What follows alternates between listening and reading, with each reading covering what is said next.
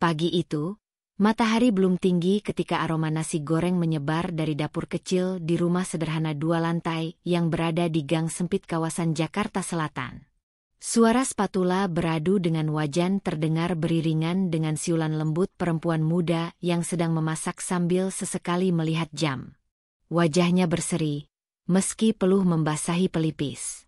Itulah Keisha, perempuan berusia 30 tahun yang setiap harinya berangkat lebih awal dari rumah demi pekerjaannya sebagai manajer pemasaran di sebuah perusahaan multinasional.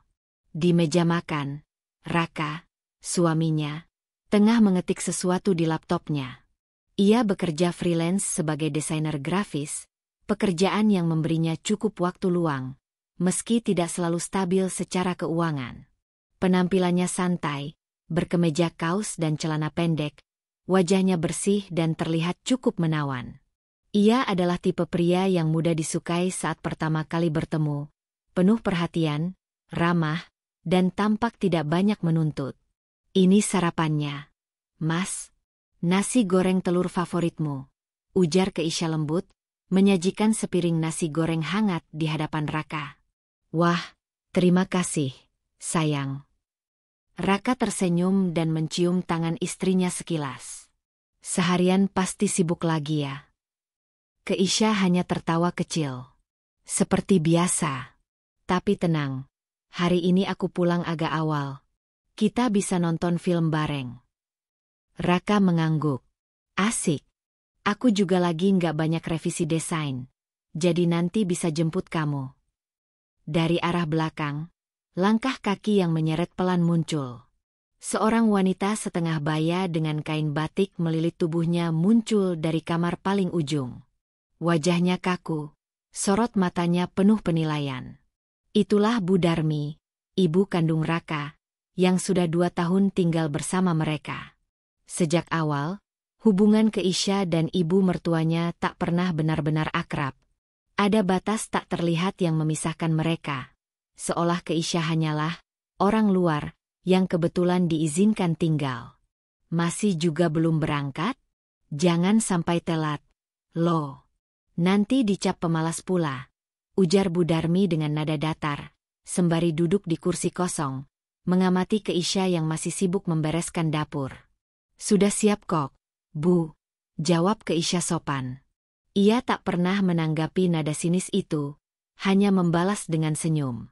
Kalau punya istri yang rajin kayak kamu, Mas Raka bisa leha-leha terus, ya. Bu Darmi melirik anaknya. Tapi jangan terlalu bergantung. Laki-laki itu harus tetap jadi tulang punggung. Jangan kalah sama istri. Raka hanya tertawa kecil, mengalihkan pembicaraan. Iya, Bu. Nanti Raka cari proyek yang gede biar bisa traktir ibu liburan ke Bali. Keisha menahan napas. Ucapan Ibu Darmi, meski dibungkus canda, selalu terasa menusuk. Tapi ia sudah terbiasa. Ia tahu, Bu Darmi belum pernah benar-benar menerima dirinya. Bahkan saat pertama kali melamar Raka, ibu mertuanya sempat berkata, "Kamu terlalu tinggi buat anak saya. Apa kamu yakin bisa jadi istri yang nurut?" Keisha hanya mengangguk, berusaha tetap tenang meski hatinya goyah. Tapi waktu berlalu, dan rumah tangganya berjalan stabil. Keisha mengabaikan luka-luka kecil itu. Ia percaya, waktu akan membuat semua berubah. Lagi pula, Raka selalu membelanya, setidaknya di awal pernikahan. Ia lelaki yang hangat, walau terkadang sedikit cuek. Mereka saling mencintai. Itu yang Keisha percaya. Hari-hari Keisha berjalan cepat. Ia adalah wanita yang dihormati di kantornya. Kepiawaiannya dalam bernegosiasi dan mengelola tim membuatnya dipercaya menangani proyek besar. Rekan kerjanya mengagumi etos kerjanya. Tapi di rumah, ia menanggalkan semua atribut itu. Ia menjadi istri yang lembut, sederhana, dan tak pernah lupa mengurus suaminya. Suatu malam, saat mereka tengah duduk berdua menonton serial di ruang tengah, Keisha bersandar di bahu Raka. "Mas," ucapnya pelan, "kamu bahagia nggak sama hidup kita sekarang?" Raka menoleh, mengelus rambut istrinya. Kenapa nanya gitu? Gak apa-apa. Cuma pengen tahu aja. Raka tersenyum. Aku bahagia, sayang. Punya istri seperti kamu itu rezeki buat aku. Kamu hebat, sabar, kerja keras. Kalau bukan karena kamu, mungkin hidup kita nggak senyaman ini. Keisha menatap mata suaminya dalam-dalam. Kalau suatu hari, aku nggak kerja lagi, kamu masih bahagia sama aku? Pertanyaan itu membuat Raka diam sesaat. Ia tersenyum lagi, tapi kali ini agak canggung. Ya, kenapa kamu ngomong begitu? Kamu mau resign? Enggak. Cuma pengen tahu aja. Jawab Keisha ringan, seolah tak bermakna. Tapi malam itu, pertanyaan itu terus bergema di kepala Raka. Dan di sisi lain, Keisha menyimpan niatnya. Ia merasa ada jarak yang mulai muncul dalam rumah tangganya. Sesuatu yang tidak tampak, tapi terasa. Bukan karena cinta yang hilang, tapi karena perhatian yang mulai berubah. Keisha tak pernah mengira bahwa hidup yang tampak sempurna itu sebenarnya hanya seperti kaca bening, rapuh dan bisa pecah hanya dengan sedikit goresan. 1 minggu setelah itu, Keisha mengajukan pengunduran diri dari pekerjaannya. Ia berdalih bahwa ia ingin beristirahat sejenak. Pihak kantor memintanya mempertimbangkan kembali, bahkan menawarkan cuti panjang berbayar. Tapi Keisha tetap pada keputusannya. Ia ingin tahu seberapa kuat cintanya dan suaminya berdiri tanpa topangan status dan gaji. Malam sebelum hari terakhirnya bekerja, Keisha duduk sendiri di balkon kamar. Angin malam membelai rambutnya, dan pikirannya melayang jauh. Ia tahu apa yang akan ia lakukan adalah taruhan besar. Tapi ia harus tahu. Ia tidak ingin membangun rumah tangga yang hanya berdiri di atas pencitraan dan ketergantungan. Ia ingin kejujuran, keikhlasan, dan kesetiaan yang murni. Ia memandang langit malam. Kalau aku kehilangan segalanya, apakah mereka masih menganggap aku berharga? Angin menjawab dengan diam. Dan besok, semuanya akan berubah. Hari pertama Keisha di rumah sebagai pengangguran, terasa ganjil. Ia bangun lebih pagi dari biasanya, menyapu halaman, menyiapkan sarapan, dan menunggu suaminya keluar dari kamar. Biasanya, ia hanya sempat menyajikan makanan lalu langsung berangkat kerja. Namun kini, ia duduk menatap wajan di atas kompor sembari memikirkan berbagai kemungkinan yang akan terjadi dari keputusannya. Raka turun dari kamar dengan wajah sedikit bingung melihat istrinya mengenakan pakaian rumahan lengkap dengan celemek. Loh, kamu nggak berangkat, sayang? Keisha tersenyum sambil menuang teh ke dalam gelas. Mulai hari ini aku cuti panjang.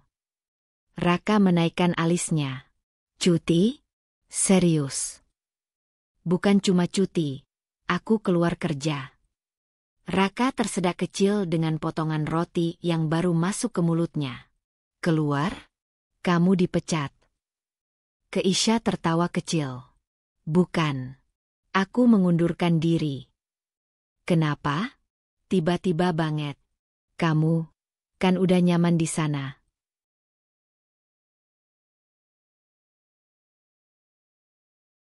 Keisha duduk di hadapan Raka, menatap mata suaminya yang tampak cemas tapi juga agak kesal.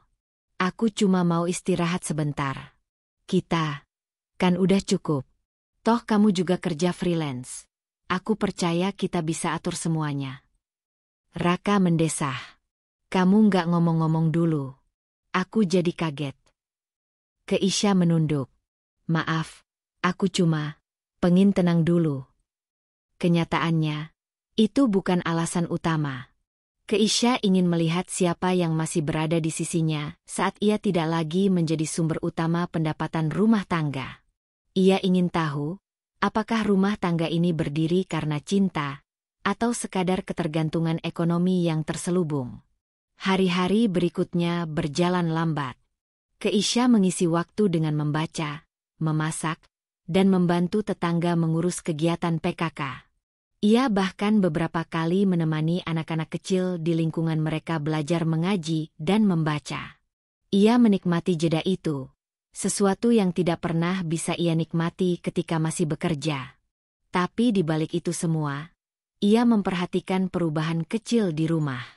Raka, yang biasanya suka bercerita panjang lebar tentang proyek-proyeknya, kini lebih sering menyendiri di depan laptop. Ia mulai telat bangun, dan tidak lagi meminta pendapat Keisha tentang desain-desainnya. Bahkan ketika Keisha menawari makan siang, jawabannya hanya singkat. "Nanti, aku udah makan roti." Bu Darmi pun mulai lebih vokal. Komentarnya tidak langsung kasar, tapi menggigit. Waktu masih kerja, rumah berantakan.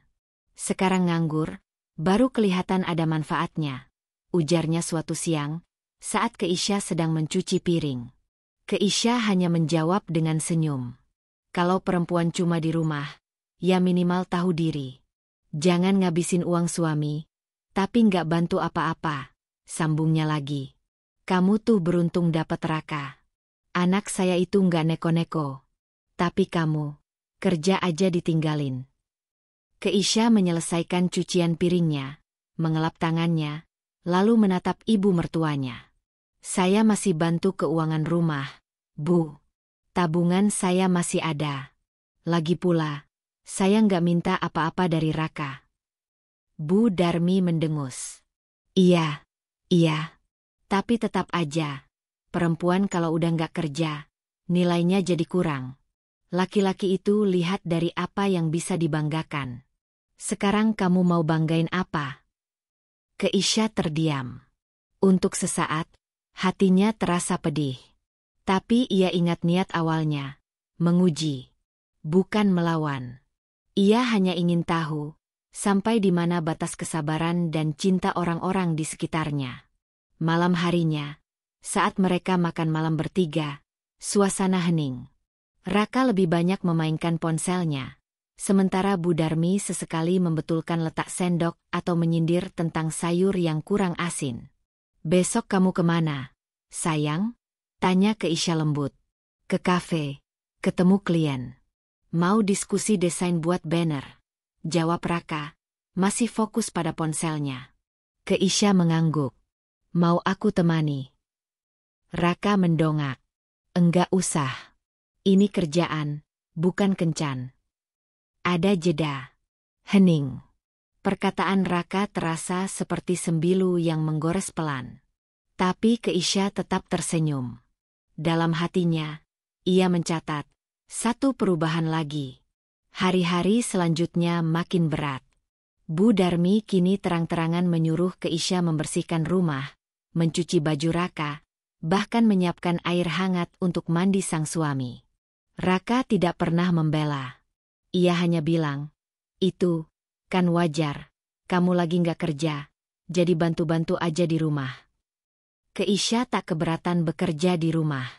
Tapi yang ia perhatikan adalah sikap, yang perlahan berubah, tak lagi hangat. Tak ada pelukan sebelum tidur. Tak ada kecupan di kening seperti dulu. Ia bahkan tidak ingat kapan terakhir Raka mengajaknya mengobrol dari hati ke hati. Yang lebih menyakitkan, Keisha mulai mencium aroma parfum asing di baju Raka. Aroma yang manis, elegan, dan tidak biasa. Ketika ditanya, Raka hanya menjawab, "Itu dari tempat kerja, mungkin kena pelayan atau orang di sana." Keisha tidak membantah. Ia hanya mengangguk, mencatat lagi. Dalam diam, ia mulai menyusun rencana untuk kembali berdiri. Ia tahu, ujian ini bisa berubah menjadi kehancuran jika dibiarkan terlalu lama. Tapi ia belum ingin menyerah. Ia ingin melihat dulu sampai di mana batas mereka menganggapnya sebagai istri dan menantu. Bukan karena jabatan. Bukan karena uang. Tapi karena ia adalah Keisha. Satu malam, saat Keisha tengah merapikan buku-buku lamanya di kamar, ia menemukan catatan kecil di antara tumpukan jurnal bisnis. Itu adalah tulisan dari masa awal pernikahannya. Tulisan yang dibuatnya bersama Raka, berisi mimpi-mimpi mereka. "Suatu hari, kita akan punya rumah sendiri, tanpa bergantung pada siapapun. Kita akan bekerja sama, bahagia, dan membangun hidup dari nol. Keisha memejamkan mata. Ia menangis pelan. Mimpi itu kini terasa seperti milik satu orang saja. Suatu sore, Keisha pergi ke taman dekat rumah. Ia duduk di bangku kayu di bawah pohon trembesi besar, memandangi anak-anak kecil bermain. Di sanalah, tanpa sengaja, ia bertemu seseorang yang selama ini hanya sesekali ia hubungi, Zidan. Zidan adalah sahabat lamanya saat kuliah. Lelaki tinggi berkulit sawo matang itu kini menjalankan perusahaan startup teknologi yang sedang berkembang pesat. Dulu, mereka hampir dekat, tapi Keisha lebih dulu mengenal Raka, dan hubungan dengan Zidan pun perlahan renggang. Keisha, suara Zidan penuh ketidakpercayaan. Ya ampun, kamu di sini. Keisha tersenyum, berdiri menyambutnya. Zidan. Lama banget, ya. Mereka berbincang lama. Tentang pekerjaan, tentang masa lalu, tentang hidup yang berubah. Keisha tidak banyak bercerita tentang keadaannya sekarang. Tapi dari sorot matanya, Zidan tahu, sahabat lamanya sedang tidak baik-baik saja. Kalau suatu hari kamu butuh tempat untuk berdiri lagi, aku ada, kata Zidan saat mereka hendak berpisah. Aku nggak bakal tanya kenapa. Aku cuma percaya, kamu perempuan yang terlalu berharga untuk disia-siakan. Keisha menatap Zidan, untuk pertama kalinya merasa dilihat sebagai manusia. Bukan sebagai pemberi nafkah, bukan sebagai pemuas ekspektasi rumah tangga, tapi sebagai diri sendiri. Malam itu, ia kembali ke rumah dengan langkah ringan. Bukan karena beban telah hilang, tapi karena ia sadar, jika semuanya runtuh, ia masih punya sayap untuk terbang. Dan mungkin, ia tidak sendiri. Sudah 2 minggu Keisha menjalani hari-harinya di rumah tanpa pekerjaan tetap. Awalnya, ia merasa tenang karena punya waktu lebih banyak untuk diri sendiri dan rumah tangga. Tapi lambat laun, ia mulai merasa seperti orang asing di rumahnya sendiri. Pagi itu, ia bangun lebih awal seperti biasa. Matahari bahkan belum sepenuhnya menampakkan dirinya.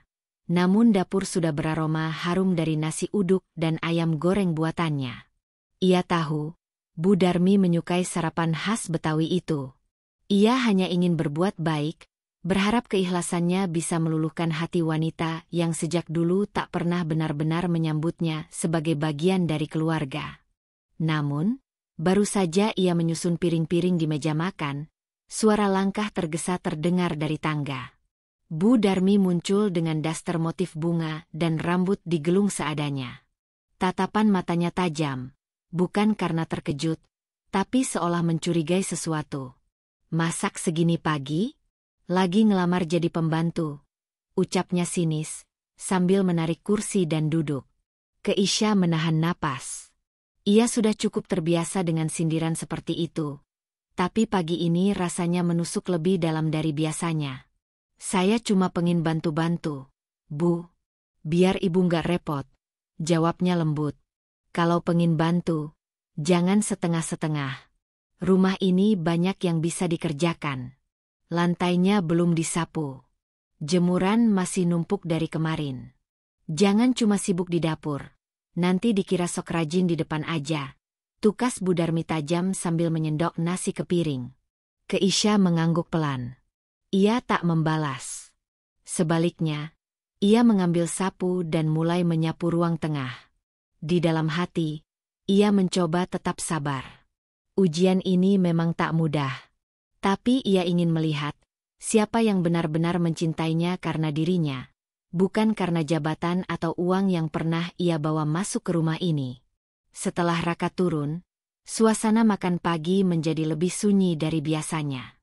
Raka tampak terburu-buru. Ia hanya menyantap beberapa sendok nasi lalu berdiri mengambil jaket. Mas buru-buru banget, kerjaannya full ya hari ini? Tanya Keisha sambil membereskan piringnya.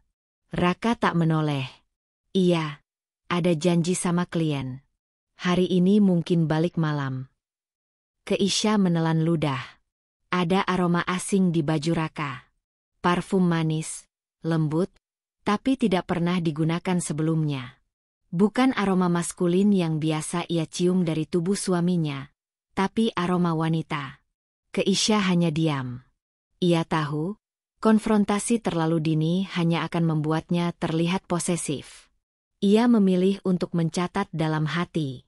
Sepeninggal Raka, Bu Darmi kembali duduk di ruang tengah, menonton sinetron pagi sambil mengunyah kerupuk. Keisha menyapu, mengepel, lalu mulai melipat cucian. Tapi ketika ia mulai mengambil setumpuk baju dari jemuran, suara Bu Darmi memanggil. Kamu tahu nggak, kenapa dulu saya gak pernah setuju Raka nikah sama kamu? Keisha menghentikan langkahnya. Ia menoleh perlahan. Kenapa, Bu? Karena kamu terlalu mandiri. Perempuan kalau terlalu bisa berdiri sendiri, itu bahaya. Jadi istri itu harus tahu tempat. Harus tunduk. Tapi kamu, dari awal nikah, kamu yang banyak atur. Kamu yang bayarin listrik, kamu yang beliin kulkas, bahkan motor itu juga kamu yang cicil, kan? Keisha terdiam. Ia tak tahu harus tertawa atau menangis. Selama ini ia pikir, semua pengorbanan dan kontribusinya untuk keluarga ini adalah bentuk cinta. Tapi ternyata, di mata ibu mertuanya, itu adalah dosa. Saya cuma bantu karena waktu itu Mas Raka masih cari proyek, Bu. Jawabnya pelan. Bantu itu sesekali. Bukan sampai bikin laki-laki merasa kecil. Kamu pikir kamu siapa? Sekarang, pas udah gak kerja, baru tahu rasanya bergantung sama orang lain. Dan saya lihat, kamu gak nyaman, kan? Itu tandanya kamu gak cocok jadi ibu rumah tangga. Gak cocok jadi istri Raka.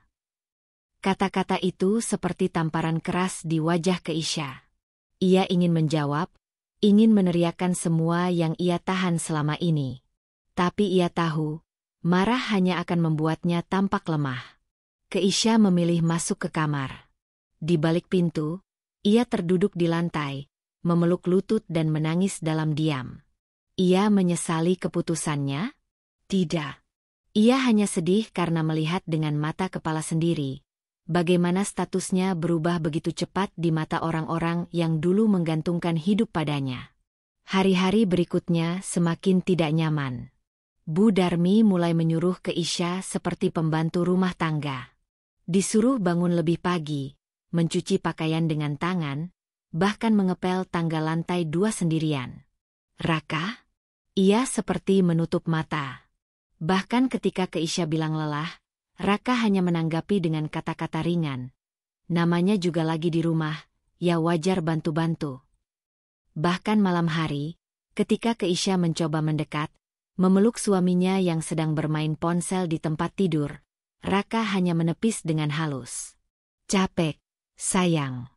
Nanti aja, ya. Keisha tahu, tubuh dan hatinya mulai dijauhkan. Bahkan ketika dia tidak minta apa-apa. Tapi di balik itu semua, satu hal yang menyakitkan adalah ketika Raka mulai membandingkannya. Suatu malam, ia tanpa sengaja mendengar Raka berbicara di telepon di balkon kamar. Iya, dia udah nggak kerja. Di rumah terus. Mulai cerewet. Nggak kayak kamu yang ngerti banget kapan waktunya kasih ruang buat pria. Keisha tercekat. Ia tahu siapa yang sedang dibicarakan. Alia. Teman kuliah Raka yang belakangan sering terlihat di sosial media Raka, memberi komentar dan like di semua postingannya. Bahkan ada foto lama mereka saat reuni, yang diunggah ulang dengan caption, teman yang selalu mengerti kapan harus hadir dan kapan harus diam. Tangis Keisha pecah malam itu. Tapi ia menangis tanpa suara. Ia tahu, pertahanannya mulai terkikis. Tapi ia masih berdiri. Meski dengan luka. Satu-satunya pelipur lara adalah saat Zidane mengirim pesan. Zidane, aku tahu kamu kuat, tapi kamu gak harus berjuang sendirian. Kalau kamu butuh tempat aman untuk rehat, bilang. Aku gak akan tanya-tanya. Aku cuma pengen kamu tahu. kamu punya seseorang yang gak pernah hilang dari tempatnya. Keisha menatap pesan itu lama. Air matanya mengalir. Bukan karena cinta, tapi karena merasa dihargai. Sementara di rumah ini, ia tak ubahnya seperti bayangan yang tak dianggap. Malam itu, Keisha mulai menulis. Bukan untuk publik. Bukan untuk dunia luar. Tapi untuk dirinya sendiri.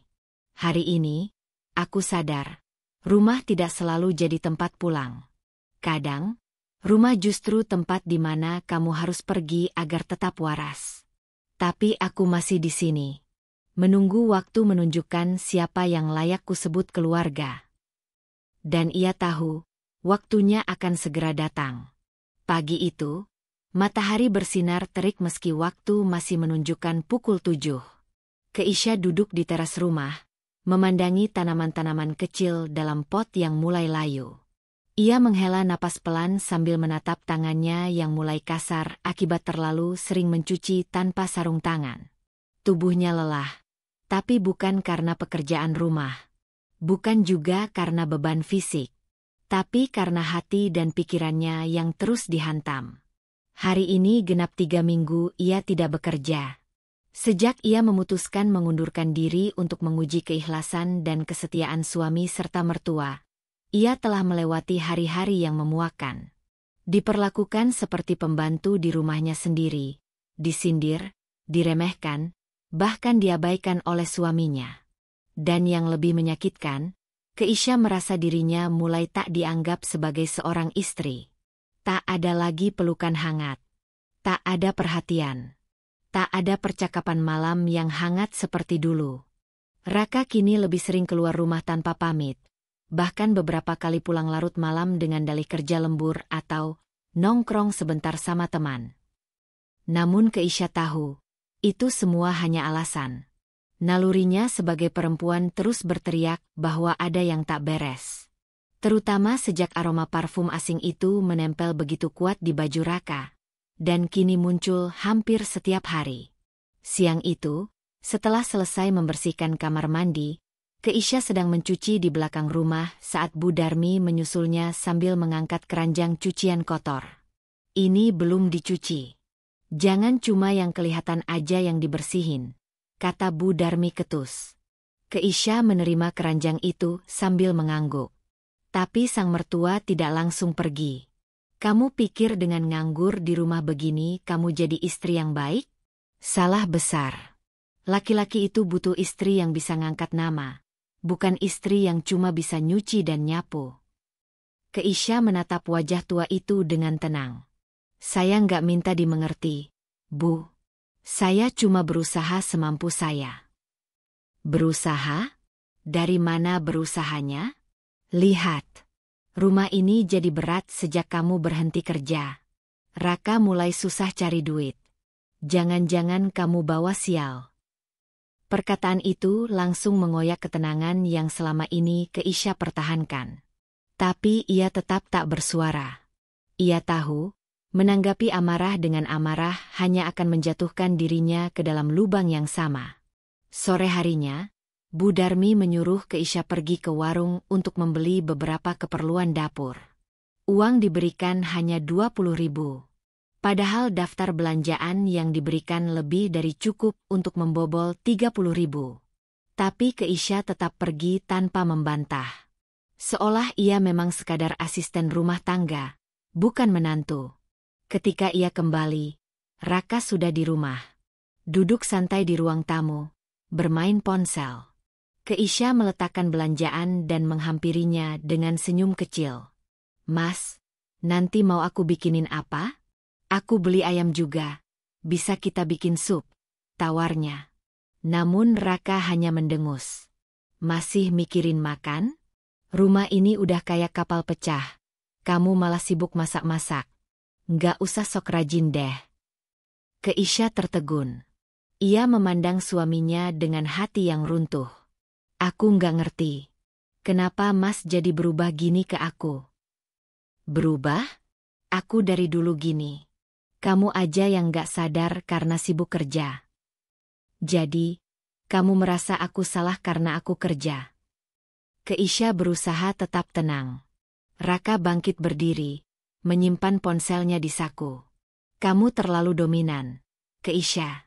Selama ini aku cuma diam karena kamu yang banyak pegang semuanya. Sekarang kamu nganggur. Kamu jadi kelihatan biasa aja. Bahkan mungkin lebih rendah dari Alia. Nama itu terucap dengan ringan, tanpa rasa bersalah. Jantung Keisha seolah berhenti berdetak. Alia? Tanyanya pelan, gemetar. Raka seperti sadar telah keceplosan. Tapi bukan menyesal. Ia justru mendongakkan kepala, bersikap sok benar. Iya, aku udah dekat sama Alia. Dan kamu harus tahu, dia lebih ngerti aku. Lebih bisa jadi perempuan yang gak bikin aku merasa kecil. Seketika, langit-langit rumah seperti runtuh menimpa dada Keisha. Semua rasa yang ia tahan selama ini pecah dalam satu hembusan kalimat. Aku nggak percaya. Bisiknya nyaris tak terdengar. Raka melipat tangannya. Kalau kamu nggak suka, silakan keluar. Rumah ini juga atas nama ibu. Kamu numpang di sini. Aku udah nggak bisa pura-pura lagi. Kamu bukan perempuan yang bisa aku andalkan. Saat itu, Bu Darmi keluar dari kamar.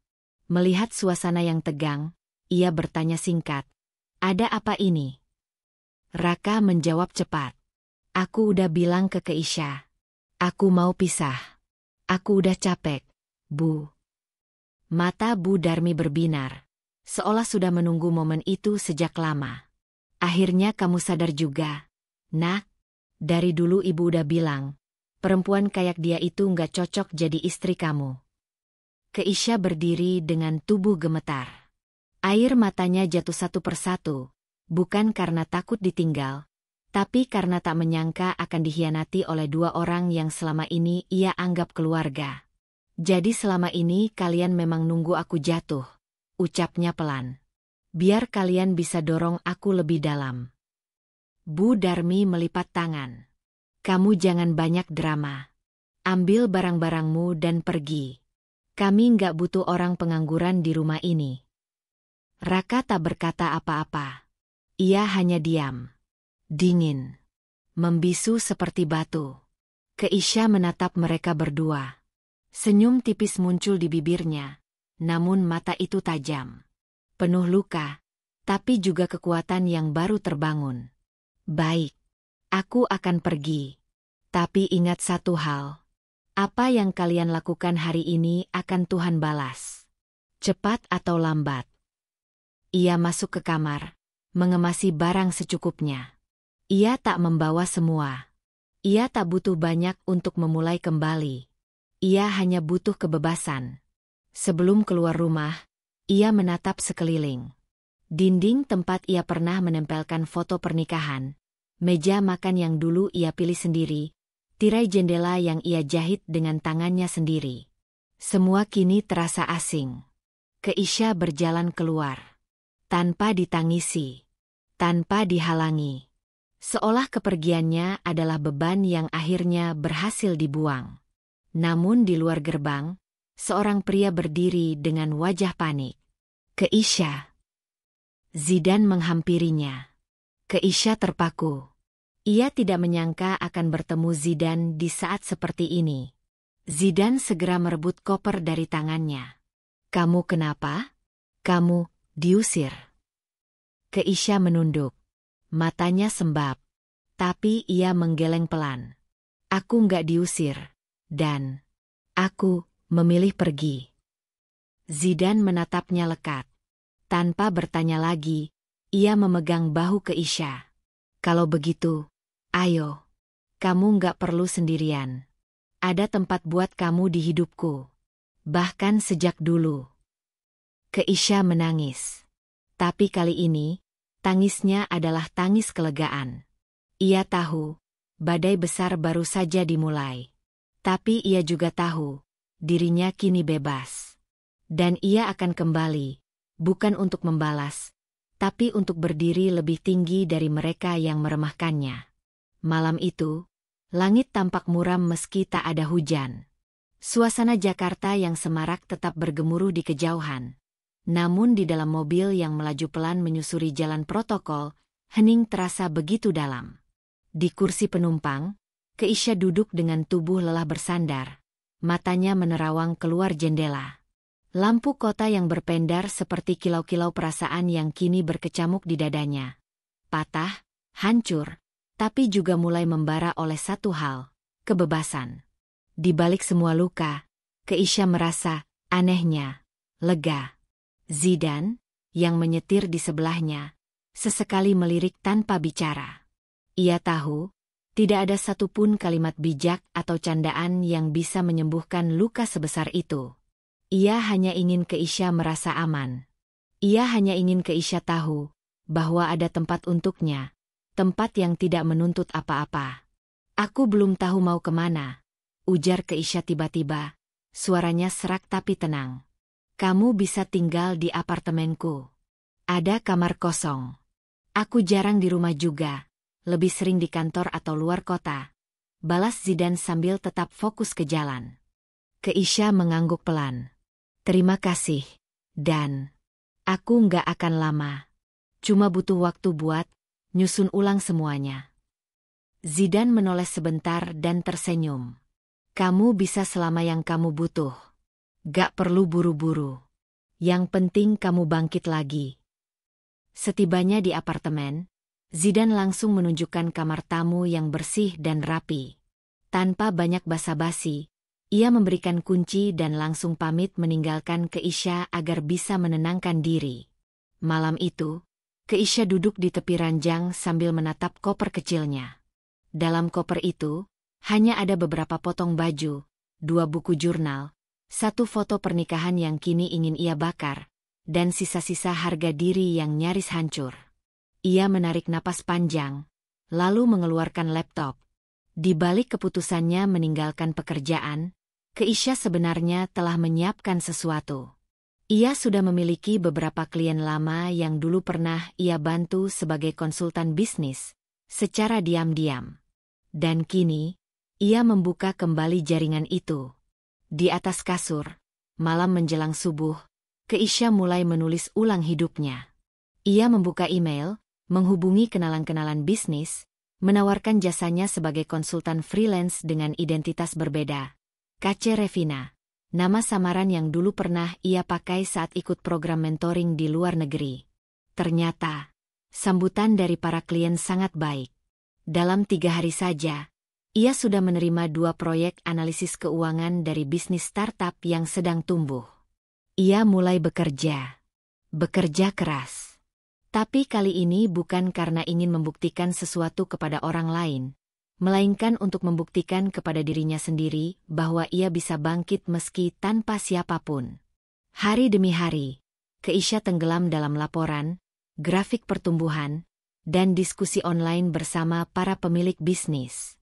Ia kembali pada dirinya yang dulu, Keisha yang tajam, fokus, dan cerdas. Bedanya, kini ia lebih tenang. Ia tidak lagi berambisi untuk jadi istri teladan atau menantu sempurna. Ia hanya ingin menjadi perempuan merdeka yang tak lagi membiarkan dirinya diinjak atas nama cinta. Suatu sore, ketika matahari mulai tenggelam, Keisha duduk di balkon apartemen dengan secangkir teh hangat. Zidane baru saja pulang dan ikut duduk di sebelahnya. Mereka berbagi diam yang nyaman. Kamu terlihat beda, ujar Zidane sambil menyesap kopinya. Dari pertama kali kamu datang ke sini, sampai hari ini, kamu lebih tenang, lebih hidup. Keisha tertawa pelan. Lucu, ya? Padahal aku baru aja ditendang dari rumah sendiri. Zidane menoleh. Itu bukan rumahmu, Syah. Itu tempat di mana kamu dikecilkan. Rumah itu tempat kamu bisa bernapas tanpa takut ditusuk dari belakang. Keisha menatap Zidane lama. Dalam diamnya, ia merasa benar-benar dilihat. Bukan dinilai. Bukan diukur dari penghasilannya. Bukan dari status sebagai istri. Tapi sebagai Keisha, perempuan yang punya luka, tapi juga punya kekuatan untuk menyembuhkan dirinya sendiri. Kamu tahu, Aku pernah mikir, mungkin aku yang salah. Mungkin aku terlalu keras. Terlalu mendominasi. Kamu bukan dominan. Kamu mandiri. Dan sayangnya, orang yang salah justru takut sama perempuan seperti itu. Jawab Zidane mantap. Sejak hari itu, Keisha dan Zidane sering bekerja bersama. Zidane, yang menjalankan perusahaan konsultan digital marketing, mulai menawarkan kolaborasi pada Keisha. Dengan identitas samaran, mereka membangun portofolio yang kuat. Dalam waktu 2 bulan, nama Kace Revina mulai dikenal sebagai konsultan hebat di bidang pengembangan bisnis digital. Bahkan, beberapa perusahaan besar mulai tertarik menggunakan jasanya. Suatu hari, Keisha menerima undangan sebagai pembicara tamu dalam sebuah konferensi bisnis regional.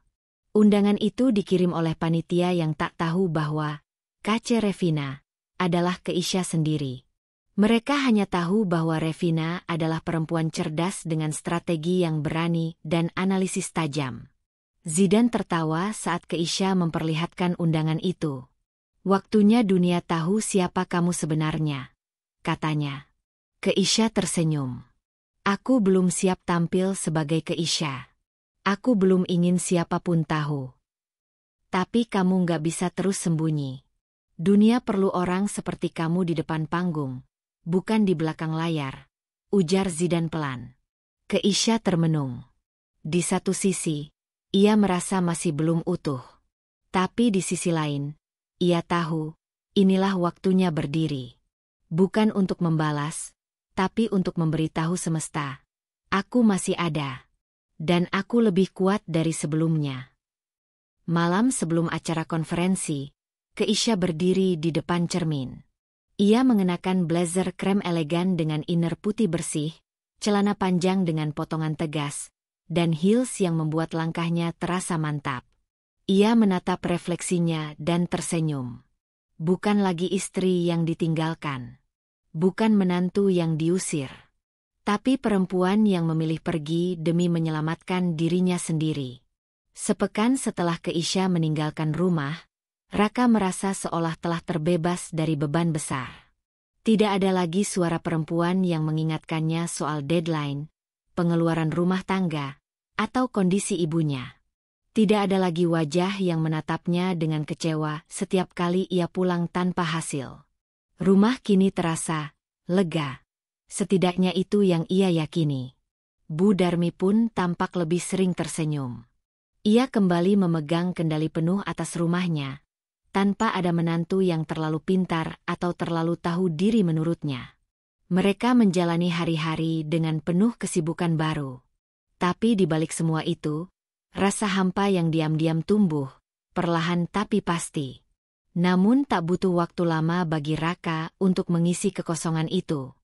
Alia datang seperti badai yang hangat.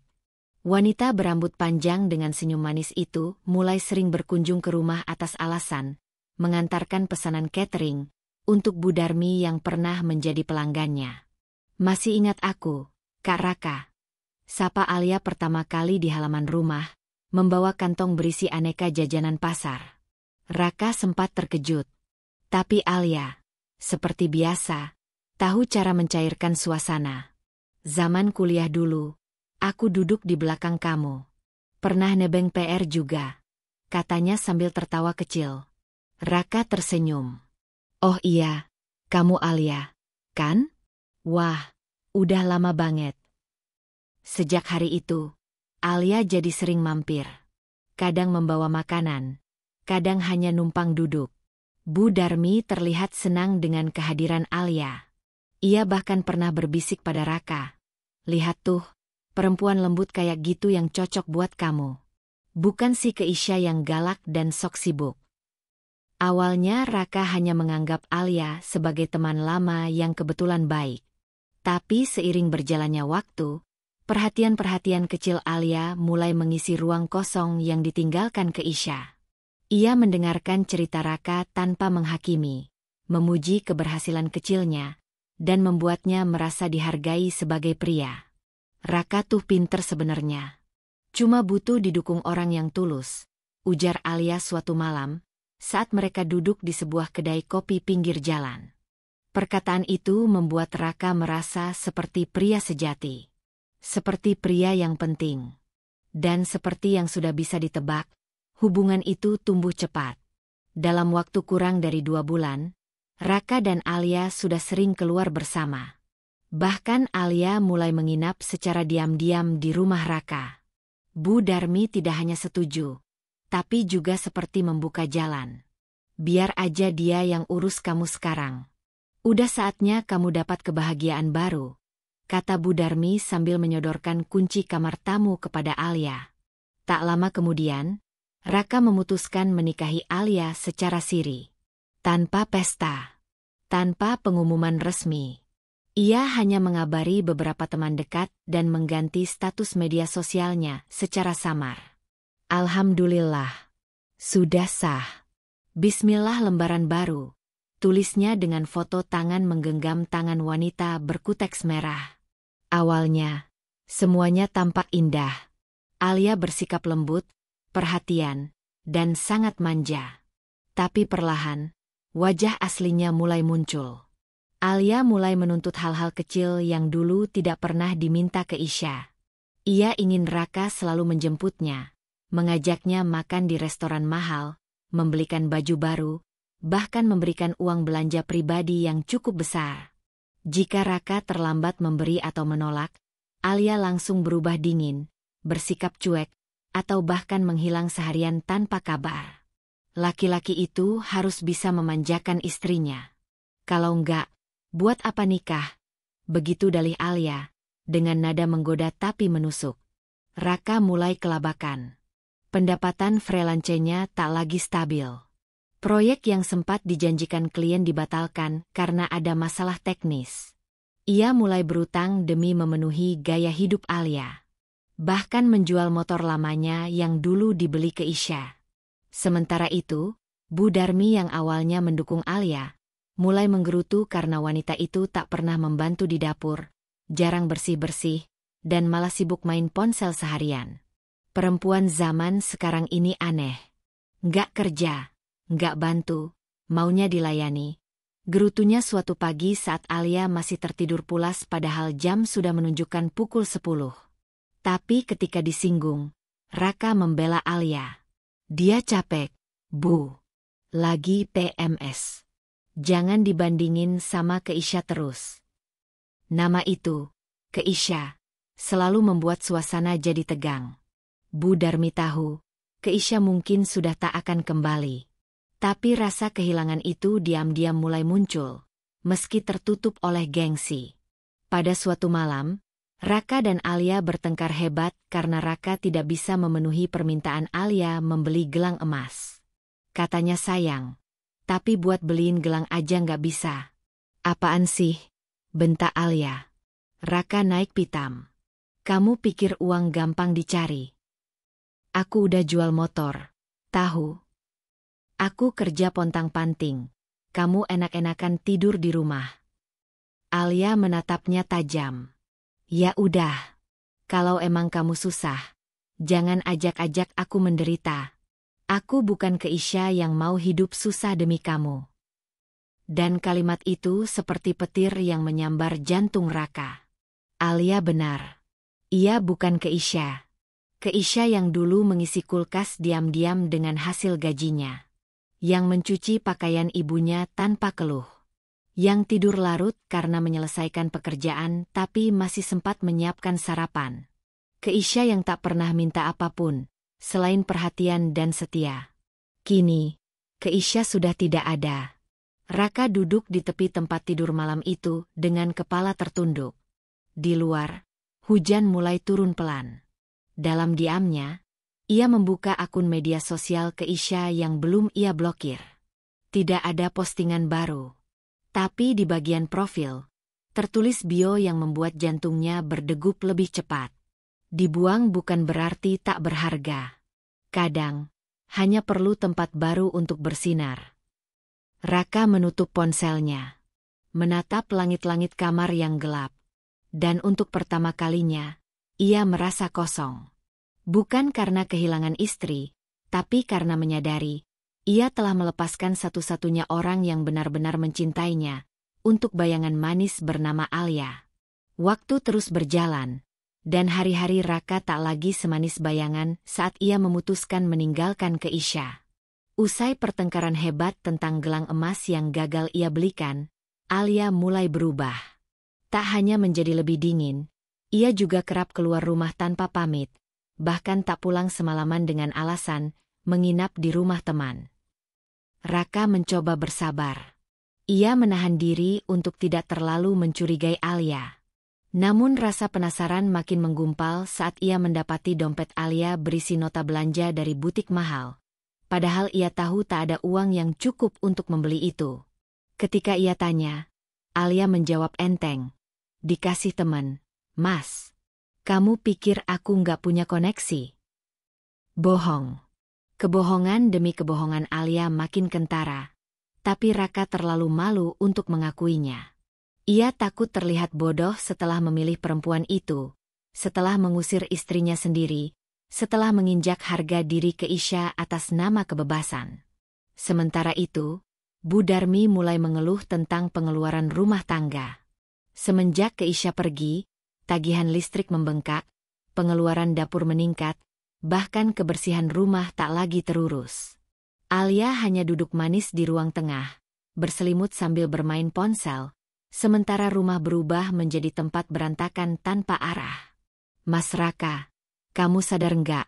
Sekarang rumah ini kayak kapal pecah? Ibu kayak pembantu sendiri di rumah sendiri. Gerutu Bu Darmi di suatu pagi. Raka menggosok wajahnya yang lelah. Alia kan lagi capek, Bu. Capek mulu kerjanya? Keisha dulu kerja kantoran. Pulang malam masih nyuci piring. Gak pernah ngeluh. Kamu sih terlalu nurutin cewek model gitu. Untuk pertama kalinya, Bu Darmi menyebut nama Keisha tanpa nada benci. Bahkan seperti menyelipkan sedikit rindu di sana. Raka diam. Ia tidak membantah. Dalam hatinya, rasa bersalah sudah terlalu pekat. Hari-hari berikutnya, kondisi keuangan Raka semakin memburuk. Klien lama tidak memperpanjang kontrak. Laptopnya rusak, dan ia tak punya cukup uang untuk servis. Alia tidak membantu, bahkan menyindirnya sebagai pria beban. Gue kira lo bisa diandalkan. Ternyata cuma cowok biasa yang hidup dari kasihan cewek. Mirip banget sama yang dulu lo hina itu. Keisha, kata Alia dalam nada mengejek, sambil mengayunkan tas barunya. Raka tercekat. Bukan hanya karena hinaannya, tapi karena kalimat itu mengandung kebenaran pahit. Ia kini bukan siapa-siapa. Dan ia makin menyadari, cinta Alia hanya datang saat dompetnya tebal. Kini, ketika ia jatuh, Alia mulai menjauh. Tak lama setelah pertengkaran itu, Alia benar-benar pergi. Awalnya hanya bilang ingin menenangkan diri di rumah saudaranya. Tapi setelah 3 hari tak ada kabar, Raka menemukan kenyataan pahit. Alia tinggal bersama seorang pria lain, seorang pengusaha muda yang ia kenal di komunitas online. Dengan rasa malu dan marah, Raka mencoba menghubungi Alia. Namun wanita itu hanya menjawab dengan pesan dingin. Gue butuh hidup yang nyaman, Rak. Bukan hidup yang penuh janji dan utang. Gue capek pura-pura baik. Pesan itu menjadi titik akhir. Raka terduduk di kamarnya. Rumah sepi. Bu Darmi dirawat di rumah sakit karena darah tinggi kambuh setelah melihat Alia pergi begitu saja tanpa pamit. Sekarang, Raka sendiri. Sepi. Terjebak dalam rumah yang dulu ia pikir akan jadi istananya setelah bebas dari Keisha. Tapi justru di dalam sepinya, bayangan Keisha datang silih berganti. Setiap sudut rumah menyimpan kenangan perempuan itu. Sofa yang dulu ia bersihkan sendiri, meja makan yang ia tata dengan penuh cinta, bahkan aroma kue kesukaan Bu Darmi yang dulu selalu ia buat setiap akhir pekan. Raka tak bisa tidur malam itu. Ia membuka akun media sosial Keisha, mencari jejak apapun tentang mantan istrinya. Tapi Keisha tetap seperti dulu, diam. Tak pernah menampakkan isi hatinya ke publik. Namun, sebuah unggahan dari akun Revina muncul di lini masa. Sebuah video pendek dari seminar bisnis besar. Raka membukanya dengan penasaran. Di sana, Keisha berdiri di atas panggung megah, mengenakan blazer putih dan rok panjang. Ia berbicara percaya diri di hadapan ratusan peserta. Di bawah nama Revina, ia dikenalkan sebagai CEO dari firma konsultan bisnis ternama yang sedang naik daun. Raka menahan napas. Ia menonton sampai selesai. Dan di akhir video itu, ada satu kalimat yang keluar dari mulut Keisha, tepat menatap kamera. Dulu, saya belajar bahwa tidak semua kehilangan adalah kehancuran. Kadang, itu adalah jalan Tuhan membebaskan kita dari yang tak layak kita pertahankan. Mata Raka panas. Ia tak sadar air matanya mengalir. Ia kalah. Bukan karena Keisha lebih sukses. Tapi karena ia tahu, Keisha pernah memberinya seluruh cinta, kesetiaan, dan hidupnya. Dan ia membuang semuanya demi seorang pelakor yang kini telah lenyap tanpa jejak. Malam itu, Raka menyetir sendirian menuju rumah sakit tempat Bu Darmi dirawat. Di dalam perjalanan, ia terus menatap layar ponselnya, membaca ulang profil Revina. Sementara itu, di tempat lain, Keisha sedang duduk di sebuah lounge hotel bersama Zidan, membahas proyek ekspansi ke luar negeri. Dulu aku kira aku akan hancur, ujar Keisha sambil tersenyum. Tapi ternyata, kehilangan yang salah bisa membukakan jalan ke kemenangan yang benar. Zidan menatap Keisha lama. Dan orang yang menyakitimu akan menyadari, mereka melepaskan berlian karena tertipu kilau kaca. Gedung pertemuan Hotel Grand Mahakam sore itu dipenuhi para pelaku bisnis, investor muda, dan wirausaha dari berbagai kota besar di Indonesia. Sebuah konferensi bergengsi bertajuk Transformasi Bisnis Digital untuk UMKM Indonesia tengah berlangsung, menghadirkan nama-nama besar dari industri konsultan dan strategi bisnis. Salah satunya, yang paling ditunggu-tunggu, adalah keynote speaker dengan reputasi yang tengah melesat, Revina Kace. Keisha berdiri di belakang panggung dengan headset kecil yang sudah terpasang di telinganya. Ia mengenakan setelan blazer abu-abu lembut berpadu blus putih dan rok selutut yang menonjolkan sisi profesional sekaligus elegan. Rambutnya diikat rendah, wajahnya tenang tapi bersinar penuh percaya diri. Di sebelahnya, Zidan berdiri sambil menyodorkan tablet berisi poin-poin presentasi terakhir. "Siap?" tanya Zidan dengan senyum kecil. Keisha menarik napas dalam, lalu mengangguk. Sudah waktunya. Di dalam ruangan utama, nama Revina dipanggil oleh MC dengan sambutan meriah.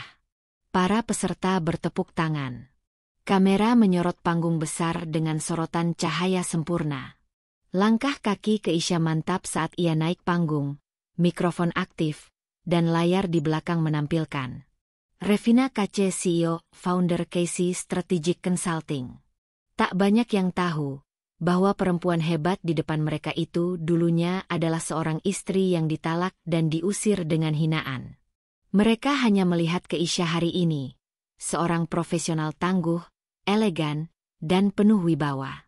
Suaranya lantang dan jernih saat membuka pidato pembuka. Transformasi bukan hanya tentang bisnis, tapi juga tentang keberanian meninggalkan hal-hal yang menahan kita bertumbuh, ucap Keisha sambil memandang seluruh ruangan. Dari deretan bangku peserta di tengah aula, seseorang terperanjat. Raka.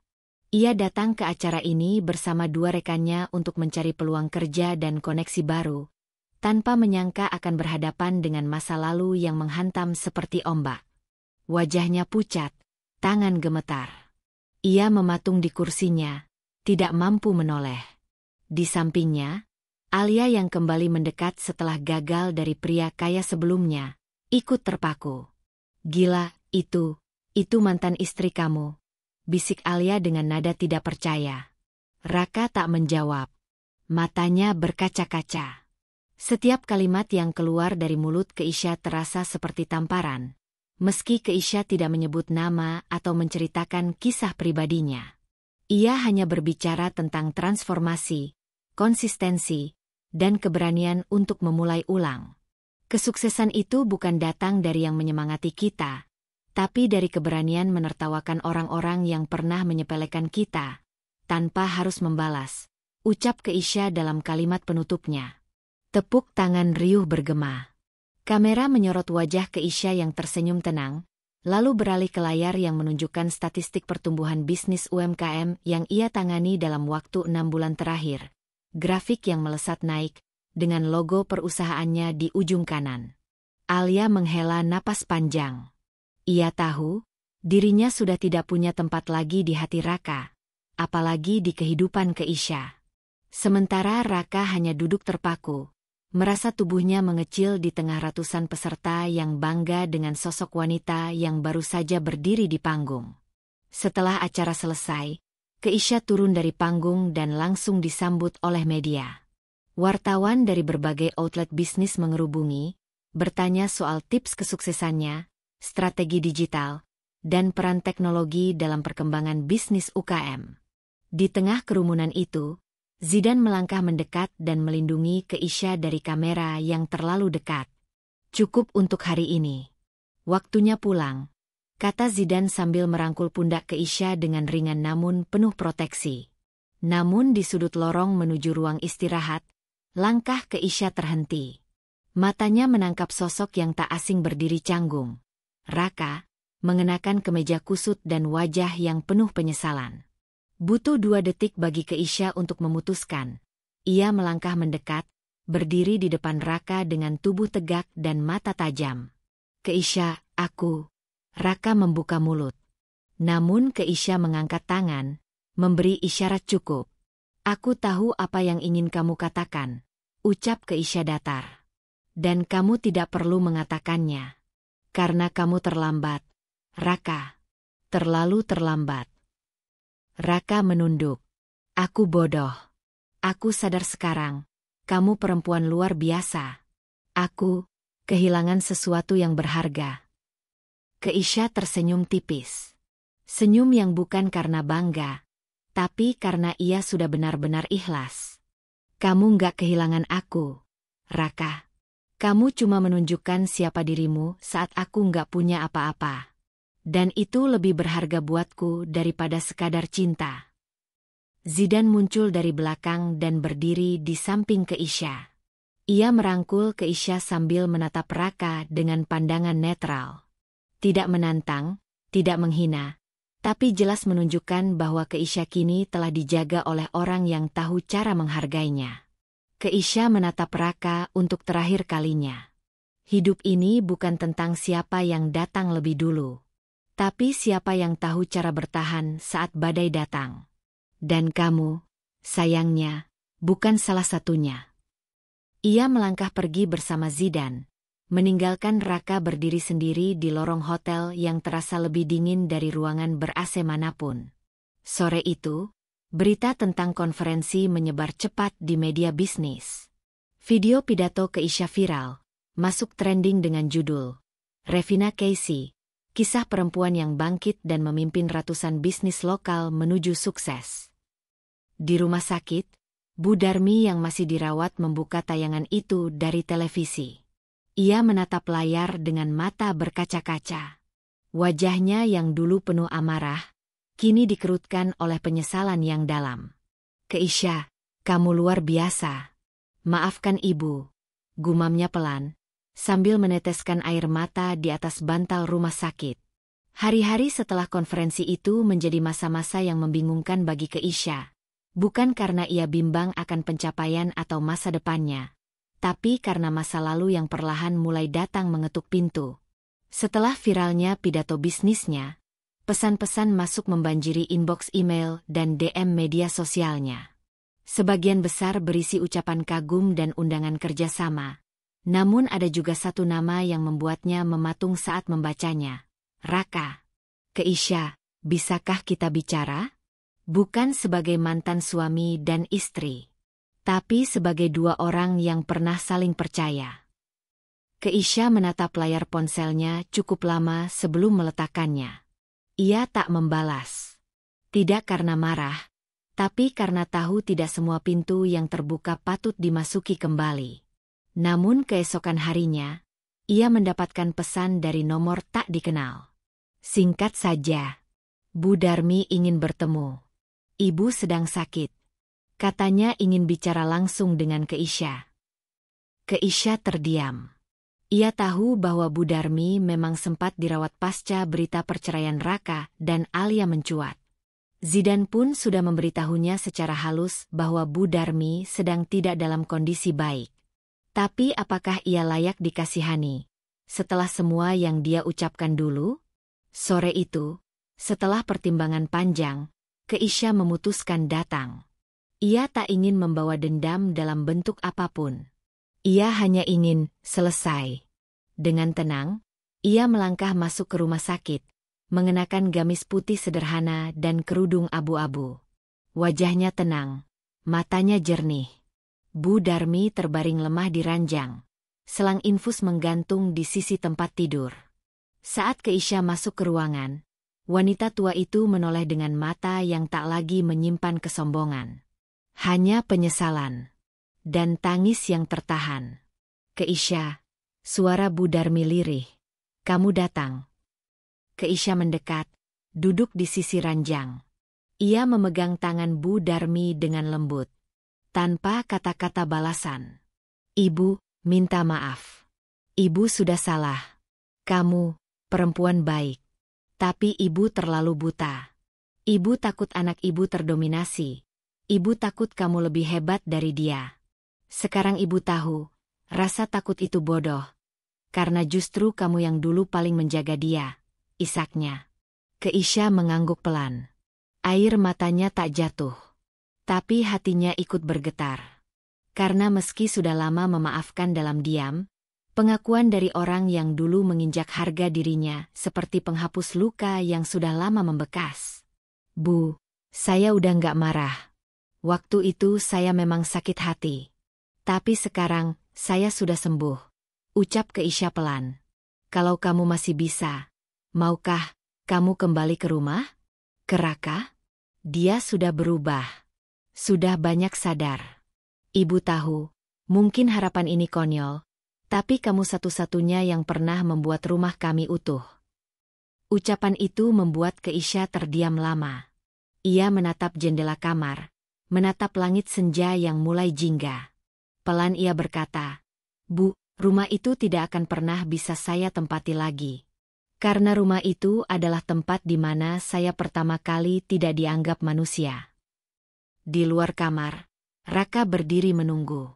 Ia gugup, gelisah, dan penuh harap. Saat Keisha keluar dari ruangan, mereka akhirnya kembali berhadapan. Untuk pertama kalinya secara pribadi setelah semuanya berakhir. Keisha, terima kasih sudah datang, ujar Raka dengan suara yang ditahan. Keisha mengangguk kecil. Bu Darmi butuh ketenangan. Jaga beliau baik-baik. Aku juga butuh ketenangan. Dan aku baru sadar, hanya kamu yang bisa bawa itu ke hidupku, ucap Raka cepat. Keisha menatapnya. Lama. Matanya tajam, tapi tenang. Raka, kamu tahu, aku dulu berpikir kesetiaan itu bisa diuji. Ternyata tidak. Kesetiaan itu hadir. Atau tidak ada sama sekali. Aku minta maaf, Keisha. Aku bodoh. Aku silau. Tapi sekarang aku tahu, kamu permata yang aku buang, katanya penuh penyesalan. Keisha tersenyum kecil. Kamu tidak membuang permata, Raka. Kamu membuang seseorang yang mencintaimu tanpa syarat. Dan kamu harus tahu, cinta seperti itu tidak datang 2 kali dalam hidup. Ia melangkah pergi. Raka hanya bisa memandang punggung Keisha yang tegap. Ada perasaan kehilangan yang begitu dalam-dalam dirinya. Kali ini, benar-benar kehilangan. Tanpa peluang. Tanpa harapan untuk kembali. Di dalam mobil, Zidan menunggu dengan sabar. Saat Keisha masuk dan duduk, ia tidak langsung bertanya. Ia hanya menyodorkan sebotol air dan diam menunggu. Keisha menatap jendela. Aku tadi hampir kasihan. Tapi aku tahu, kasihan bukan alasan untuk kembali ke luka lama. Zidane tersenyum. Itu berarti kamu sudah benar-benar sembuh. Keisha menoleh, dan untuk pertama kalinya dalam waktu yang lama, ia tertawa kecil. Lucu ya, Dan. Dulu aku berpikir hidupku hancur waktu ditinggalin. Tapi sekarang aku sadar, ternyata itu awal hidupku yang sebenarnya. Zidane tersenyum makin lebar. Ia ingin mengatakan banyak hal, terutama tentang rasa di hatinya. Tapi ia tahu, waktunya belum tepat. Ia tidak ingin jadi pelarian, atau tambatan karena luka. Ia ingin dicintai karena dipilih dengan sadar. Dan Keisha tahu itu. Ia menoleh ke Zidane dan berkata pelan, "Aku tahu kamu ada di sini dari awal. Terima kasih udah gak pernah ninggalin aku. Bahkan waktu aku gak bisa percaya siapapun." Zidane menatap Keisha. Tak berkata apa-apa. Tapi dari sorot mata mereka, ada sesuatu yang perlahan tumbuh. Bukan dari sisa luka, tapi dari benih yang telah lama ditanam, dan kini siap tumbuh dengan cara yang benar. Beberapa hari setelah pertemuannya dengan Bu Darmi dan Raka di rumah sakit, hidup Keisha berjalan tenang namun syarat perenungan. Meskipun tak ada lagi yang mengejarnya dengan hinaan, atau membebaninya dengan penolakan, kenangan itu masih ada, meski samar, masih terasa. Ia tahu dirinya sudah tidak berada di tempat yang sama, namun hatinya butuh lebih dari sekadar waktu untuk memutus seluruh akar masa lalu. Di balik layar, perusahaan konsultan milik Keisha tengah mengalami lonjakan permintaan kerjasama. Seminar terakhirnya benar-benar membawa efek domino. Dalam 1 minggu, 3 perusahaan nasional menawarkan joint venture. Beberapa komunitas UKM daerah pun memintanya menjadi mentor strategis. Ia sibuk, tapi hatinya diam-diam mulai menoleh pada satu hal lain yang belum ia selesaikan, Zidane. Zidane, lelaki yang tak pernah memaksanya untuk cepat sembuh. Tak pernah merengek meminta posisi. Ia hanya berdiri, tepat di sebelah Keisha. Saat hujan. Saat badai. Saat Keisha tak sanggup bicara. Dan kini, saat mata Keisha mulai melihat lebih dari sekadar rasa nyaman, ia tahu, ia tidak boleh pura-pura buta. Malam itu, di rooftop kantor pusat mereka, Zidane menyiapkan meja makan kecil dengan 2 kursi. Bukan makan malam romantis ala drama Korea. Hanya makanan sederhana, nasi goreng, sup ayam, dan teh hangat. Tapi suasananya terasa intim. Bukan karena dekorasi, tapi karena rasa yang tak lagi bisa disangkal. Keisha tertawa kecil saat melihatnya. "Seriusan, kamu bikin beginian? Di rooftop kantor?" Zidane tersenyum. "Kita kerja terus. Gak pernah berhenti. Jadi aku pikir, kita butuh istirahat. Setidaknya sekali, kita harus duduk, bukan buat rapat." Keisha duduk. Malam itu angin sejuk bertiup pelan, menyejukkan wajah mereka. Lampu-lampu kota berkedip seperti bintang jatuh yang ingin menyaksikan apa yang akan terjadi malam itu. Setelah makan, Zidane menyandarkan punggungnya di kursi. Matanya menatap langit, lalu kembali ke wajah Keisha. "Boleh aku jujur malam ini?" tanyanya tenang. Keisha mengangguk. "Kamu selalu boleh jujur. Bahkan dari awal." Zidane menarik napas pelan. "Aku pernah bilang ke diriku sendiri, kalau Keisha bangkit, aku akan tetap di sisinya. Tapi kalau dia pergi ke tempat yang lebih tinggi dan tak lagi melihatku, aku akan tetap bersyukur pernah mengenalnya." Keisha terdiam. Ia menatap Zidane dengan tatapan yang sulit dijelaskan, antara kagum, haru, dan rasa yang tak lagi bisa ditekan. Zidane melanjutkan, "Tapi kamu gak pergi. Kamu masih di sini. Dan itu membuatku berani tanya. Keisha, aku, boleh gak, mencintaimu bukan sebagai teman?" Beberapa detik terasa seperti menit. Keisha menatap mata Zidane. Tak ada tekanan di sana. Tak ada paksaan. Hanya ketulusan. dan itu membuatnya ingin menangis. Aku pernah takut, terlalu cepat percaya. Terlalu cepat jatuh, kata Keisha pelan. Tapi kamu selalu di belakangku, bukan untuk mendorong, tapi untuk menahan aku jatuh. Ia tersenyum. Dan sekarang, aku gak takut lagi. Zidane menahan napas. Berarti? Keisha tersenyum lebar. Aku gak janji bisa mencintaimu seperti novel romantis. Tapi aku bisa janjikan satu hal. Aku akan jaga hatimu, seperti kamu menjaga hatiku. Zidane menunduk, menutup matanya sejenak. Ada kelegaan yang menetes bersama senyumannya.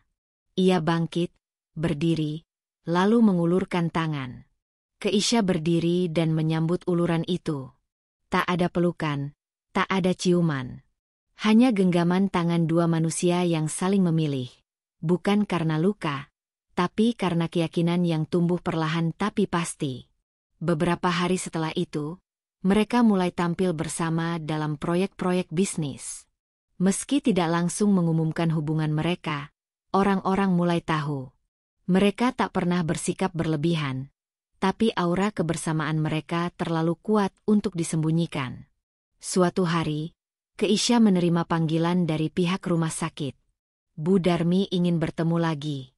Kali ini tidak di ruangan perawatan, tapi di taman rumah sakit, dengan tubuh yang sudah mulai membaik. Ibu cuma ingin lihat kamu bahagia, kata Bu Darmi pelan. Dan ternyata kamu bahagia bukan karena kembali pada anak ibu, tapi karena memilih jalan sendiri. Keisha tersenyum lembut. Bu, kebahagiaan itu bukan tentang siapa yang mendampingi, tapi siapa yang tidak meninggalkan saat semua orang pergi. Bu Darmi mengangguk. Ibu ikhlas. Semoga kamu bahagia, Keisha. Dan terima kasih karena tidak membalas semua kesalahan ibu dengan kebencian. Keisha hanya menunduk. Hatinya terasa ringan. Beban yang dulu begitu berat kini telah terangkat. Bukan karena waktu, tapi karena ia memilih untuk tidak membalas dengan luka yang sama. Malam harinya, Keisha dan Zidane duduk di balkon apartemen Keisha. Di tangan Zidane ada kotak kecil beludru hitam. Ia membukanya, menampakkan cincin perak sederhana dengan ukiran kecil di dalamnya. Pilihan, bukan pelarian. Zidane tersenyum. Aku gak janji hidup kita mulus. Tapi aku janji, kamu gak akan hadapi semuanya sendirian. Keisha mengangguk. Dan aku janji, aku akan berjalan sejajar. Bukan di belakangmu, bukan di depanmu, tapi di sampingmu. Di bawah cahaya lampu kota, dua hati itu akhirnya bertemu. Bukan karena mereka mencari, tapi karena mereka bertahan cukup lama untuk ditemukan oleh cinta yang benar. Rumah di gang kecil itu dulu pernah menjadi tempat penuh amarah dan tuntutan. Setelah Keisha pergi, rumah itu tak pernah sama. Kini hanya tersisa sunyi, retakan, dan bayang-bayang dari kesalahan masa lalu. Raka duduk di ruang tamu yang kini terasa terlalu luas untuk hatinya yang kosong. Tangannya memegang segelas kopi yang sudah dingin sejak 1 jam lalu, sementara pikirannya mengembara ke segala arah. Kebanyakan, ke arah Keisha. Hubungan dengan Alia resmi berakhir. Perceraian mereka bahkan berlangsung cepat, karena Alia sendiri yang mendorong agar semuanya segera diselesaikan. Wanita itu sudah menemukan pelabuhan baru, pria kaya dari Bandung yang jauh lebih bisa memenuhi ambisinya dibanding Raka yang kini nyaris bangkrut. Ironisnya, saat Alia meninggalkan Raka, tak ada air mata, tak ada perpisahan emosional seperti saat Keisha dulu pergi. Hanya satu kalimat dingin. Kita sama-sama tahu, ini cuma sementara. Gue gak pernah sayang, dan lo juga gak cukup pintar buat ditahan. Ucapan itu membekas seperti luka bakar di dada Raka. Kini ia sendirian. Freelance-nya tak lagi menghasilkan. Sebagian besar klien berpindah ke perusahaan yang lebih profesional, termasuk beberapa yang kini justru bekerja sama dengan Casey strategik milik Keisha. Komputer lamanya rusak, Dan satu-satunya ponsel yang ia miliki penuh dengan notifikasi utang dari pinjaman online. Rumah yang dulu berisi suara pertengkaran kini hanya sunyi.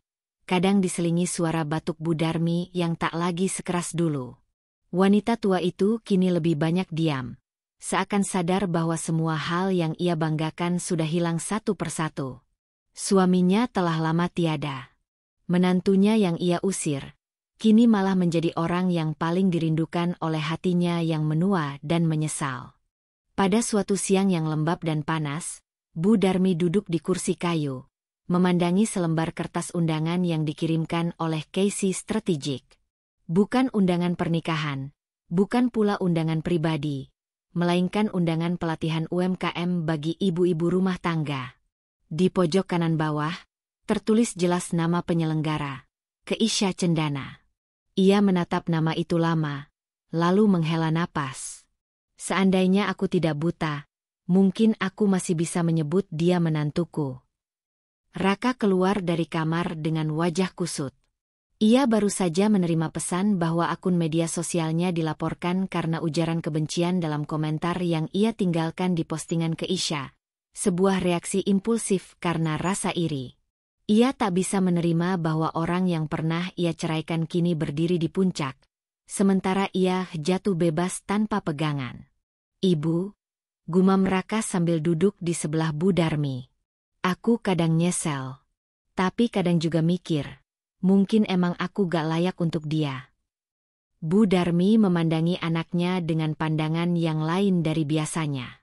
Dulu ia selalu membela Raka, membenarkan apapun keputusan anaknya. Tapi kali ini, untuk pertama kalinya, ia bicara tanpa membela. Kamu itu terlalu bangga, Nak. Sama kayak ibu. Kita terlalu cepat menilai orang dari yang kelihatan. Dulu Keisha kerja dari pagi sampai malam, masih sempat masak buat kamu. Tapi kita malah anggap itu gak cukup. Raka menunduk. Sekarang aku sadar. Tapi semua udah telat. Bu Darmi mengangguk. Tapi setidaknya, kamu masih bisa belajar. Gak usah berharap balik sama Keisha. Tapi kamu harus bangkit. Bukan untuk dia, tapi untuk dirimu sendiri. Malam itu, Raka duduk di kamar yang dulu ditempati Keisha. Sudah tak ada lagi benda milik Keisha di sana. Semua bersih, hampa. Tapi aroma kenangan masih membekas. Ia membuka ponselnya dan membuka video seminar Keisha yang sempat viral. Ia memutar ulang bagian akhir, mendengar suara mantan istrinya yang kini terasa jauh tapi begitu kuat. Jangan pernah ukur cinta seseorang saat kamu berada di puncak. Ukurlah cinta mereka saat kamu di titik paling rendah. Dan jika mereka tetap bertahan, jaga dia seperti kamu menjaga hidupmu sendiri. Raka menutup mata. Ia tahu, Keisha dulu bertahan di saat ia tak punya apa-apa. Tapi ia justru menyia-nyiakan perempuan yang mencintainya dalam diam. Kini, bahkan untuk sekadar menyapa, ia tak berani. Sementara itu, jauh dari rumah Raka, Keisha tengah memandu sesi coaching untuk para perempuan pelaku UMKM. Ia tersenyum ketika melihat ibu-ibu semangat mencatat, bertanya, bahkan menangis karena merasa tertolong. Di antara mereka, ia melihat wajah yang sangat ia kenal, Bu Darmi. Wanita tua itu berdiri di belakang ruangan, mengenakan kerudung abu-abu, membawa tas jinjing kecil, dan mencatat sambil berkaca-kaca. Setelah acara selesai, ia menghampiri Keisha yang tengah membereskan materi. Keisha, panggilnya pelan. Keisha menoleh. Matanya sedikit melebar, tapi ia tidak kaget. Ia hanya tersenyum kecil. Bu Darmi, saya tidak menyangka ibu datang. Bu Darmi menunduk, lalu duduk di kursi paling depan. Ibu datang, bukan untuk minta kamu kembali. Tapi karena ibu ingin belajar. Dulu ibu pikir perempuan itu tempatnya di dapur. Tapi kamu ajarin ibu bahwa perempuan bisa berdiri di panggung. Dan ibu salah. Keisha diam. Hatinya bergetar, tapi ia jaga agar tak tampak lemah. Terima kasih, Bu. Tapi saya tidak ingin ibu menyesal terlalu lama. Waktu kita semua terbatas. Jangan habiskan untuk memelihara luka. Bu Darmi mengangguk sambil menangis. Kamu benar, sayang. Ibu memang bodoh. Tapi hari ini ibu senang bisa lihat kamu bahagia. Ibu gak bisa berharap kamu maafin semua. Tapi ibu bahagia kamu tetap jadi orang baik, meski pernah disakiti. Keisha tersenyum. Ia meraih tangan Bu Darmi dan menggenggamnya lembut. Saya sudah memaafkan dari dulu, Bu. Saya cuma gak ingin menoleh ke belakang. Tapi kalau ibu butuh bantuan, saya tetap ada. Di sisi lain, Zidan menyaksikan semua dari jauh. Ia tahu, Keisha bukan hanya kuat, tapi juga besar hati. Dan ia makin yakin perempuan itu bukan cuma pasangan hidup, tapi pahlawan kecil yang tak butuh jubah. Malam itu, Bu Darmi pulang dengan langkah pelan, tapi wajah yang lebih tenang. Raka menyambutnya di depan pintu. Ibu bawa sesuatu buat kamu, kata Bu Darmi sambil memberikan brosur pelatihan UMKM dari Casey Strategic. Apa ini? Kesempatan kedua. Tapi bukan buat kamu kembali sama Keisha. Tapi buat kamu belajar jadi lelaki yang tahu menghargai perempuan. Hari itu langit Jakarta tampak cerah, seakan ikut merayakan sesuatu yang agung namun tak perlu dikeraskan suaranya. Di sebuah gedung kecil yang didekorasi sederhana namun hangat, terdengar lantunan doa dari seorang penghulu yang membacakan akad nikah. Tidak ada pesta besar, tidak ada gaung megah, tapi ada haru yang menggantung di udara, menyelimuti semua yang hadir. Di depan penghulu, berdiri Keisha, mengenakan kebaya putih lembut dengan riasan yang membuat matanya tampak semakin dalam dan damai. Di hadapannya, Zidan mengucap ijab kabul dengan suara mantap, mata berkaca-kaca, seolah berkata pada dunia bahwa setelah perjalanan panjang dan luka-luka masa lalu, akhirnya ia mendapatkan perempuan yang selama ini ia doakan, bukan untuk dimiliki, tapi untuk dijaga. Para tamu undangan yang hadir sebagian besar adalah orang-orang yang selama ini ikut membangun usaha Keisha. Mereka bukan pejabat, bukan tokoh ternama, tapi justru merekalah saksi-saksi nyata yang tahu betul bagaimana Keisha memulai semuanya dari nol, dari titik paling hancur dalam hidupnya. Di antara mereka juga ada wajah-wajah baru, mitra bisnis, rekan strategis, bahkan mantan pegawai yang kini kembali bekerja untuk Keisha dengan bangga. Tidak ada nama Raka di daftar undangan, tentu saja. Tapi Keisha tidak punya dendam, tidak pula menghindar. Ia hanya memilih bahwa bagian itu sudah selesai, dan tak perlu diulang. Namun takdir punya cara sendiri memperlihatkan siapa yang berjalan di jalan terang, dan siapa yang tertinggal dalam bayangan penyesalan. Di tempat lain, Raka duduk di warung kopi kecil di pinggiran kota. Ia menatap layar ponsel yang menampilkan berita utama dari sebuah media bisnis ternama. CEO muda Casey Strategic resmi menikah. Kisah inspiratif wanita yang bangkit dari kehancuran rumah tangga dan menjadi pemimpin global. Ada foto Keisha dan Zidan berdiri berdampingan di depan backdrop putih bertuliskan, Love Built on Respect and Resilience. Raka terdiam lama. Tangannya gemetar. Bukan karena marah, bukan juga karena kecewa. Tapi karena akhirnya ia sadar. Bukan Keisha yang kalah setelah perceraian mereka, tapi dirinya sendiri yang gagal mengenali permata saat masih bisa digenggam. Gue kehilangan segalanya, bisiknya pada dirinya sendiri. Tapi tidak ada yang mendengar. Bahkan tak ada yang peduli lagi. Alia sudah pergi entah kemana. Keluarga pun mulai menjauh karena kecewa. Dan pekerjaan yang ia banggakan dulu kini tak lagi menghasilkan apa-apa. Ia adalah simbol dari kesalahan yang tak disadari tepat waktu. Sementara itu, di pelaminan sederhana yang penuh senyum tulus, Keisha menatap Zidan dan berkata dengan suara yang hanya cukup terdengar olehnya. Kamu tahu kenapa aku bisa berdiri lagi seperti ini? Zidan menatapnya lembut. Karena kamu kuat. Keisha menggeleng pelan. Karena aku pernah dikhianati, tapi aku memilih untuk tidak jadi pengkhianat. Aku pernah dibuang, tapi aku tidak membuang siapapun. Tuhan selalu lihat itu, dan aku yakin balasan Tuhan datang dengan cara yang paling indah. Zidane menggenggam tangan Keisha lebih erat.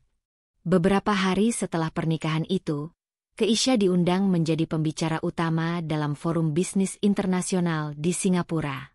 Kali ini, bukan hanya sebagai konsultan, tapi sebagai tokoh perempuan inspiratif Asia Tenggara. Media dari berbagai negara memuat kisahnya. Wanita yang pernah dipecat, ditalak, diusir oleh mertua, lalu bangkit menjadi CEO yang membina lebih dari 1.000 UMKM lokal. Salah satu jurnalis bertanya, apa yang paling berat saat Anda memulai kembali hidup Anda dari nol? Keisha tersenyum. Yang paling berat bukan kehilangan uang atau pekerjaan, tapi kehilangan kepercayaan. Tapi saat saya memutuskan untuk tetap percaya pada diri sendiri, pada proses, dan pada Tuhan, semuanya mulai berubah. Di akhir wawancara itu, ia berkata kalimat yang kemudian menjadi kutipan viral.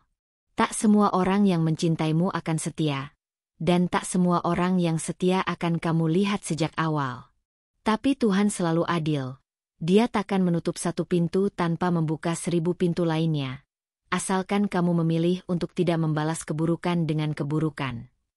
Sementara itu, kehidupan Raka benar-benar berubah. Ia mulai menerima pekerjaan kasar. Sesekali membantu warung milik tetangga, sesekali menjadi ojek pangkalan. Ia menyadari, hidup tidak bisa hanya dijalani dengan gengsi. Tapi saat ia memegang setir motor usang itu dan melihat senyum keikhlasan dari pelanggan pertamanya, ia tahu, Tuhan masih memberinya kesempatan, meski tak lagi bersama Keisha. Bu Darmi, yang kini tinggal bersama saudara jauhnya, sesekali masih menonton acara bisnis di televisi, berharap bisa melihat wajah Keisha lagi. Dan ketika ia melihat Keisha dan Zidane diwawancarai dalam acara bincang inspiratif, air matanya mengalir. Tapi bukan karena sedih, tapi karena bangga. Ia tak lagi menganggap Keisha sebagai mantan menantu, tapi sebagai guru hidupnya yang terlambat ia hormati. Hari-hari berikutnya, Keisha menjalani kehidupan baru sebagai istri Zidane dan tetap sebagai pemimpin perusahaan. Mereka berbagi waktu antara rumah dan kantor, antara keluarga dan misi sosial. Mereka tidak pernah menyombongkan hubungan mereka, tapi kehadiran mereka menjadi inspirasi bagi banyak pasangan muda, tentang pentingnya saling menghargai, bukan sekadar mencintai. Suatu malam, Keisha duduk di balkon rumah barunya. Ia menatap bintang-bintang, mengingat malam di mana ia pernah ditalak hanya karena pura-pura dipecat. Malam saat ia diusir seperti tak punya harga diri. Tapi kini, ia duduk di tempat yang berbeda, bukan karena dunia berubah, tapi karena ia memilih untuk bangkit tanpa menyakiti. Zidane menghampirinya dari belakang, menyelimutkan bahu Keisha dengan selimut tipis.